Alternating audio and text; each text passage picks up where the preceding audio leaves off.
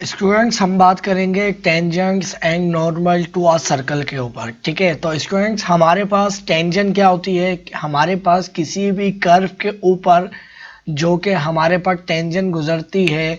ठीक है, और उस टेंजेंट को बेसिकली हम क्या कहते हैं, स्लोप कहते हैं। ठीक है, आपको मालूम है हमने डेरिवेटिव के अंदर स्लोप का कॉन्सेप्ट पढ़ा है। ठीक है, अब स्लोप क्या होती है, स्लोप हमारे पास इसका अगर आपको कॉन्सेप्ट समझना है तो सारी चीज़ें हमने बहुत ही जो है डिटेल से प्रीवियस लेक्चर्स के अंदर पढ़ी है, डेरिवेटिव, स्लोप, स्ट्रेट लाइन के कॉन्सेप्ट में। ठीक है, तो अगर मैं आपको एक रफ सा एक आइडिया दे दूं तो स्लोप हमारे पास क्या होती है, slope is the rate of change of y with respect to x. यानी स्लोप हमारे पास क्या होती है कि वो बताती है कि भाई वाई को चेंज करने पर, एक्स को चेंज करने पर rate of change of y with respect to x, यानी एक्स को चेंज जब करते हैं तो वाई में कितना चेंज आता है। यानी मतलब ये हुआ, अगर मैं आपको एक छोटे से एग्जांपल से बताऊं, जैसे एक मेरे पास ये एक लाइन पास कर रही है, सही है।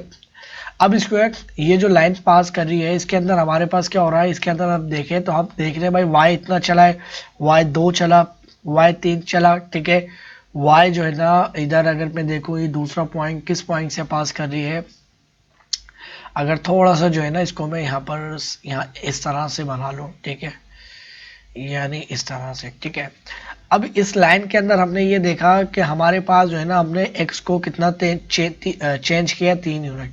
तो y में कितना चेंज आया है, 3 यूनिट। तो इसका मतलब है हमारे पास इसकी स्लोप क्या आई है, स्लोप इज इक्वल टू 1 आई है। यानी हम इस पॉइंट पे देख रहे हैं भाई y को, x को अगर 1 चेंज कर रहे हैं तो y में इतना चेंज आ रहा है। तो ये बेसिकली क्या कहलाती है, स्लोप कहलाती है, आपको पता होगा। ठीक है, अब हमारे पास किसी कर्व की जो स्लोप होती है वो क्या होती है, अब जैसे हमारे पास कर्व कोई सर्कल भी हो सकता है, कुछ भी हो सकता है। अब मिसाल के तौर पे ये एक हमारे पास सर्कल है, जैसे मैं एक शेप बना लेता हूँ। ठीक है ना, जैसे मेरे पास जो है ना ये एक सर्कल है। ठीक है, अगर मैं इसको सही से बनाऊँ, अब देख कर्व क्या होता है, कोई भी हमारे पास एक इस तरह से एक हमारे पास शेप बननी है। अब इस पॉइंट से स्लोप क्या होगी, अगर इस पॉइंट की बात करूं तो स्लोप इसकी क्या होगी, क्योंकि स्लोप हमारे पास क्या होती है, किसी एक पॉइंट पर पास करती है, या स्लोप बेसिकली हमारे पास जो स्लोप का दूसरा नाम है वो हम टेंजेंट भी कहते हैं। यानी अगर हमारे पास किसी कर्व की स्लोप फाइंड आउट करनी हो तो उसकी जो टेंजेंट बनाएंगे वो इसकी क्या होगी, स्लोप होगी। ठीक है, ये इस तरह से, सही है। तो इसकी जो टेंजेंट होगी, हमारे पास जो टेंजेंट लाइन होगी वो इस तरह से बनेगी। ठीक है, अब टेंजेंट जो एक क्या होती है हमारे पास, स्लोप कह लो। ठीक है, और अगर दूसरे अल्फाजों में बात करूं तो टेंजेंट हमारे पास किसी कर्व की क्या होती है कि वो जो लाइन, ऐसी लाइन जो कि उस कर्व के किसी सिर्फ एक पॉइंट से पास करे, सिर्फ और सिर्फ एक पॉइंट से। दो, अगर दो से पॉइंट से पास करती तो फिर वो कर्व नहीं होगी। ठीक है, मैं आपको एक एग्जांपल दिखाऊं, जैसे ये। तो स्टूडेंट्स ये हमारे पास क्या है, एक सेकंड लाइन है। ठीक है, अगर इस सेकंड लाइन को अगर हमें टेंजेंट में बदलना होगा तो हम, हमारे पास टेंजेंट क्या होगी, अभी टेंजेंट नहीं, क्योंकि टेंजेंट सिर्फ एक ही पॉइंट से पास करते हैं, एक ऐसी लाइन। ठीक है, अगर ये क्यू पॉइंट इसके ऊपर कोइंसिडेंट हो जाए इस तरह से, तो अब ये हमारे पास क्या बन गई है, टेंजेंट टू अ सर्कल। ठीक है, ये हमारे पास क्या बन गई, सर्कल की टेंजेंट। ठीक है, और ये एक ही पॉइंट से पास कर रही है, और पी और क्यू जो है वो एक ही पॉइंट है। ठीक है, और अब हमारे पास जो है ना स्टूडेंट्स, हमारे पास जो नॉर्मल टू अ सर्कल होगी वो क्या होगी, इस टेंजेंट के जो परपेंडिकुलर होगी, इस टेंजेंट लाइन की जो परपेंडिकुलर होगी वो क्या होगी, नॉर्मल लाइन होगी। परपेंडिकुलर मतलब 90 का एंगल बनाए।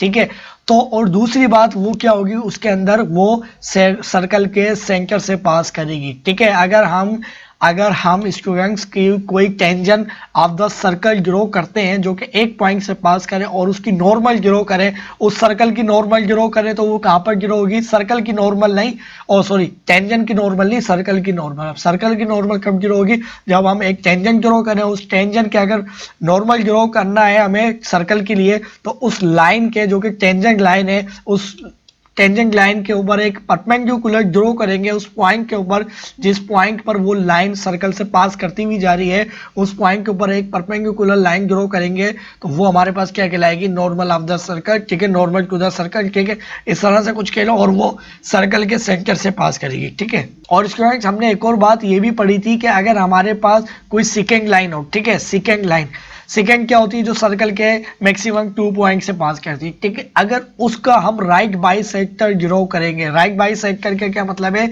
जो कि हमारे पास ये जो सेकेंड लाइन है, ये वाला पॉइंट और ये वाला पॉइंट इसके मिड पॉइंट्स है।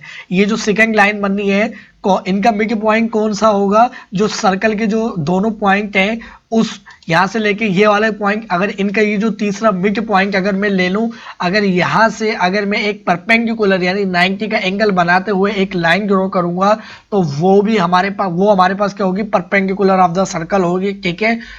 नॉर्मल भी आप कह सकते हो, ठीक है। वो वजह ही है क्योंकि वो भी लाइन हमारे पास क्या है, circle of the centre of the circle से पास करेगी, ठीक है। बिल्कुल इस तरह से देखिए स्टूडेंट्स, ये हमारे पास जो है ना, ये इसके बिल्कुल क्या है, एक तो 90 का एंगल भी बना रही है, ठीक है, और ये सर्कल के सेंटर से ही पास कर रही है। देखिए अब ये जो लाइन है मैं कहीं भी लेके जा रहा हूँ, ये 2 पॉइंट सेकंड लाइन के मिड पॉइंट में बनी हुई और बिल्कुल 90 का एंगल बनाती हुई जा रही है। तो इसको भी आप नॉर्मल कह सकते हो, ठीक है ना, वैसे कहना तो नहीं चाहिए, मगर इन सेकेंड हमारे पास जो नॉर्मल जो लाइन है, एक अगर हमारे पास एक सर्कल की जो नॉर्मल है, नॉर्मल क्या है, एक हम टेंजेंट ड्रॉ करें जो कि सिर्फ एक पॉइंट से पास करें और उसी पॉइंट के ऊपर एक परपेंडिकुलर लाइन ड्रॉ कर ले, किसके परपेंडिकुलर, उस टेंजेंट के, ये वाली जैसे हमने 90 का एंगल बनाते हुए, तो वो हमारे पास क्या है, सर्कल के सेंटर से पास करी, ठीक है। और एक और बात हमने ये देखी कि अगर हम कोई सेकंड लाइन लेते हैं, उस सेकंड लाइन का इनसाइड द सर्कल के अंदर जो